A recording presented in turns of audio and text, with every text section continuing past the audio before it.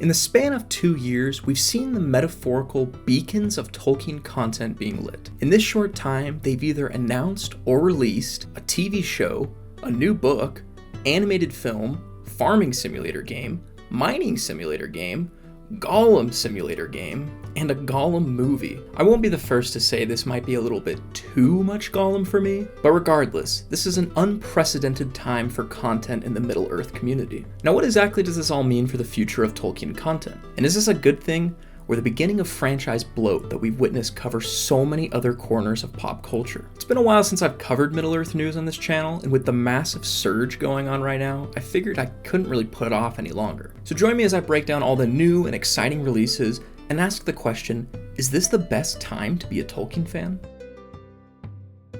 Starting off, I want to go over the newly announced Lord of the Rings movie from Warner Brothers. With the way the licensing is split up, we're kind of in a strange position where all the projects coming out are technically set within different universes. Kind of like the strange relationship that Sony and Marvel have with Spider-Man. Only in this case, it's with all the characters. The Hunt for Gollum was recently announced as a motion picture adaptation of the whopping paragraph and a half from the Council of Elrond chapter in Fellowship of the Ring. The positive side of this is that Andy Serkis and Peter Jackson are both confirmed to be returning for this project. And I'd be lying if I said I wasn't a massive Andy Serkis fan. But still, this announcement feels odd to me. I feel like there must have been some executive meeting over at Warner Brothers a while back where they discussed the Lord of the Rings IP and somehow walked out an agreement that Gollum is the most iconic and fan favorite character of the entire franchise. Now don't get me wrong, I enjoy Gollum as a character, and again, I'm a huge fan of Andy Serkis' portrayal. But to compare this to another franchise, it feels like if after Star Wars made the prequels,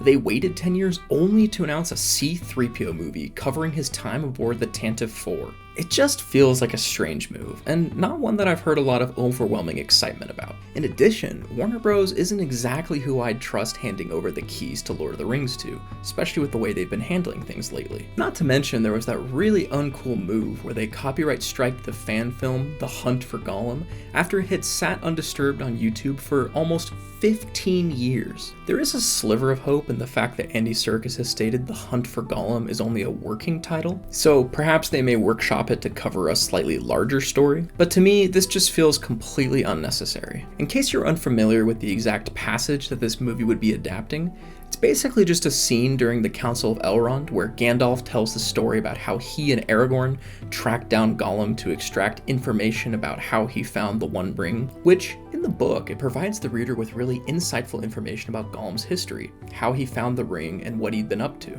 But this is made entirely irrelevant through the movies, since Return of the King's prologue gives us literally all the information from that chapter. I'm also worried because of the way Warner Brothers turned The Hobbit into this giant war spectacle movie. Like, I'm almost positive they're going to turn a scene as simple as orcs ambush the elves and Gollum slips away into a massive army of orcs attack Mirkwood in one of the biggest CGI fantasy battles ever put to screen. Maybe I'm being a little too cynical, but I would really just prefer to see other areas of Middle-earth's history, which is why I appreciate what Rings of Power is doing with telling the story of the Second Age. Regardless, I'm gonna watch it when it comes out, but it's far too early to gauge my excitement. Though, both Ian McKellen and Viggo Mortensen have stated that they'd be more than willing to return for the project, so, there is that glimmer of hope. Here's a project I am pretty excited for, and this is coming from someone who isn't really the biggest fan of anime. I absolutely love when bold format risks are taken, and I think it's a great way to keep the franchise fresh without oversaturating it. A feature-length animated Lord of the Rings film was honestly something I never expected to see. Again, that is. And one chronicling the history of Helm Hammerhand and the people of Rohan has got me really excited. This is exactly what I mentioned a second ago about wanting to see other eras of Middle-earth. In my opinion, one of the fastest ways to bloat a franchise is by sticking all of the projects into a tight spot on the timeline. It just eliminates stakes and creates strict boundaries for storytelling. If we know that Gollum is going to join Frodo and Sam, and Aragorn is eventually going to become king, then there is no suspense when we see them in peril. But in a story like War of the Rohirrim, I'll wager that most of the general audience has no idea what becomes of these characters. Heck, I'll even admit that my own knowledge of the history of Rohan is pretty fuzzy at that, and I'm not really sure I want to read up and refresh beforehand. I think I'll just have more fun watching it unfold, and then afterwards I can look it up and learn how unfaithful or faithful it was. There's very little known about this project so far, but we have gotten some early looks in the form of stills. They do look pretty interesting, but I'll admit that I'm a little disappointed they opted for the default anime look when I feel like there's so many other experimental styles out there I would have preferred. A great example of that is Star Wars Visions. There are a lot of styles in that show that I would have loved to see replicated into a Lord of the Rings project. Heck, I would be over the moon to see Aardman do a movie about Bolror Took and the Battle of the Green Fields. That would be absolutely spectacular. To knock another few releases out of the way, we have Tales of the Shire coming out sometime this winter and made by Weta Workshop, which has me absolutely stoked because Weta Workshop is the greatest. This game appears to be a kind of cozy core farming simulator, and as a massive Stardew Valley fan, this has me unbelievably stoked. I'm hopeful that this game is amazing because let's be honest, who hasn't wanted to live in the Shire? I know as a kid that was my lifelong dream, and in many ways still kind of is. Lord of the Rings games, however, do have a history of being either hit or miss. But this is the first game out of Weta, so I'm hopeful at the least. Speaking of video games, we had a few come out last year that I'll briefly touch on. One of these was Return to Moria, a survival/base building game that saw you playing as a dwarf reclaiming Moria after the events of the War of the Ring. I heard mixed things about this game, but overall I thought it looked pretty fun. And it's multiplayer, so that's always a bonus. The other game was the infamous Gollum game, known far and wide for its breakthrough and state-of-the-art Gollum-type gameplay. This is also one of the only games I've ever heard of that comes included with an apology in the opening title screen. Again, I'm telling you, I don't know why these companies think we want all this Gollum content. Digital media wasn't the only thing we saw in the Tolkien fandom recently. There was also the release of The Fall of Numenor, a book that goes over the history of Numenor and other famous tales from the Second Age. I was gifted this book, and I can say that it's quite enjoyable. I love anything that covers the First and Second Ages of Middle-earth, and getting to read it in tandem with Rings of Power has been a lot of fun. Speaking of Rings of Power, that's what I'm talking about next, so brace yourself.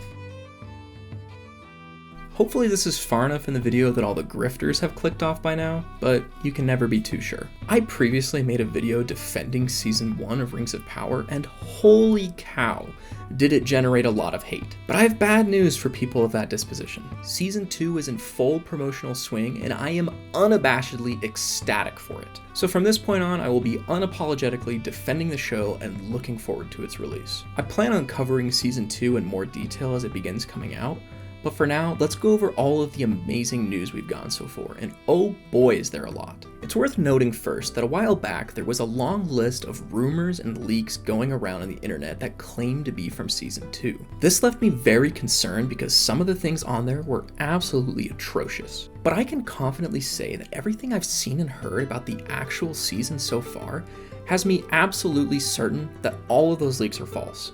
Well, at least 90% of them for sure. With what we have had confirmed, I can happily say that there's yet to have been a single announcement that has disappointed me. There were a couple things during the Season 1 build-up that had me a little bit hesitant, but everything I've heard about Season 2 so far just sounds absolutely perfect. It appears to be a major course correction for the show, and I really hope this season is good enough that it can get the larger fandom as a whole to start really defending this show in earnest. One of the things, for instance, that I'm super excited about is that the creators have stated that the principal characters this season will be Celebrimbor and Sauron, which is exactly what I wanted to hear. I enjoyed Galadriel as a lead for Season 1, but my biggest fear for the show was that they were going to have to bend over backwards to rewrite the lore in order to make her more involved as the story goes on. But hearing that they are indeed giving Celebrimbor the spotlight he deserves this season has me thrilled. And speaking of Celebrimbor, everything we've heard so far about the Eregion storyline this season sounds perfect, and Charlie Vickers returning as Anatar has me stoked. I thought he absolutely crushed it in the last episode of Season 1 once the Sauron guise was revealed. He was great the whole season, don't get me wrong,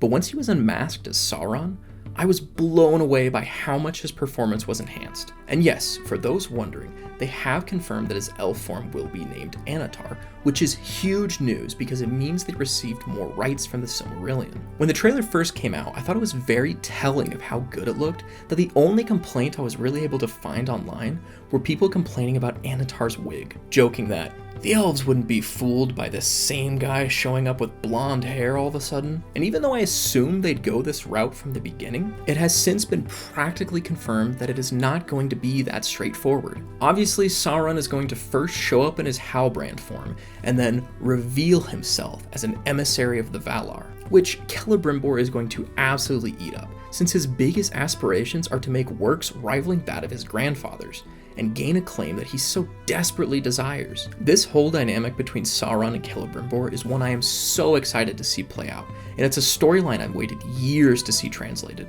Another minor thing to bring up about this season that I've really been enjoying is it feels like the showrunners are finally being more straightforward and candid with the audience. One of the things that really bugged me about season 1 was the mystery box storytelling, where they were trying to keep everything a secret even from the fans who should know the lore.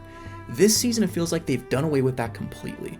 They are giving us all of the tools and information needed to figure out exactly what's going to be happening this season. And for those of us who have read the books, we know what's going to happen. They're not trying to trick us into thinking it's not going to happen, and it really doesn't feel like they are going to shift away from it.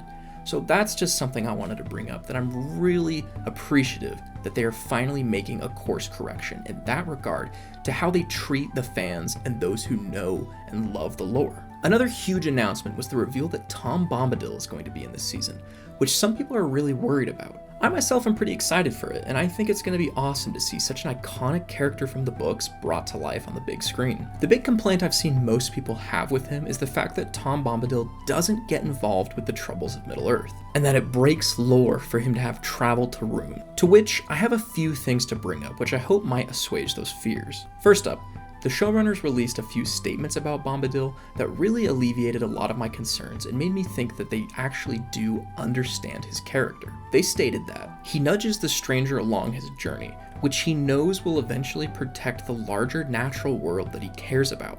So I'd say our Tom Bombadil is slightly more interventionist than you see in the books, but only by 5% or 10%. So yes, they do admit to altering his character for the series, but they acknowledge that it is a conscious and purposeful altercation. And even at that, it still doesn't stray too far from the books, which works fine for me.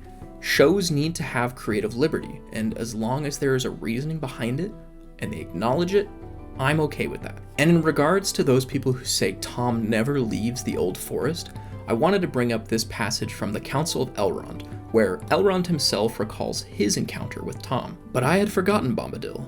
If indeed this is still the same that walked the woods and hills long ago, and even then was older than the old, and now he is withdrawn into a little land, within bounds that he has set, though none can see them, waiting perhaps for a change of days, and he will not step beyond them. This implies that while he is now withdrawn into a little land, it wasn't always so. And even more so, this withdrawal apparently happened during Elrond's lifetime. So I'm totally fine with him having a summer home in Rhûn.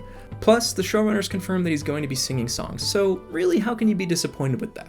There really has been so much revealed this season that I want to talk about, but the last thing I'm going to go over is the inclusion of Círdan, the shipwright. Now this is another awesome character from the books that we've only technically barely seen adapted on film, and I myself am beyond excited to see more from him. The main thing I want to bring up is how the photo of Ben Daniels as Círdan did such a good job of shining a light on all the grifters who were always going to just hate the show no matter what. Many of them have already piled on Celebrimbor's depiction for being too old for an elf, despite the incredible performance given by Charles Edwards. And so as soon as a photo of an elf with gray hair and a beard came out, you can probably guess that those same grifters came out of the sewers to complain about how he was depicted. But in doing so, they revealed that they don't actually understand anything about the greater Middle-earth lore. Because guess what, buddy?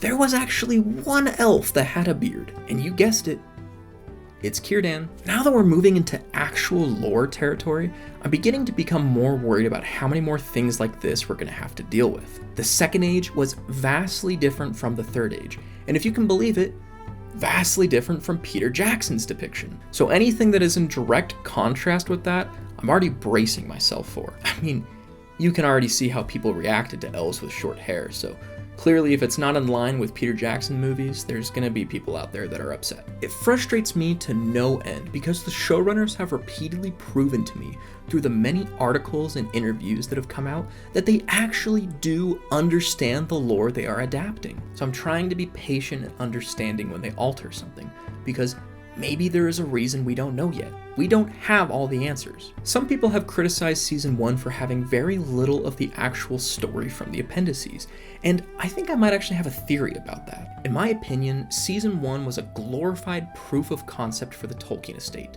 to showcase what an adaptation of the Second Age would look like. And you can go ahead and claim that they bastardized the lore and mutilated Tolkien's work, but obviously whatever they did worked well enough that the estate has given them more rights to the Silmarillion. So this makes me optimistic that there's a larger vision we just aren't seeing yet as an audience. I'm gonna ride this train to the finish line no matter what, but I'm happy to say that I'm at least still having fun, and I can't wait to see how season 2 pans out.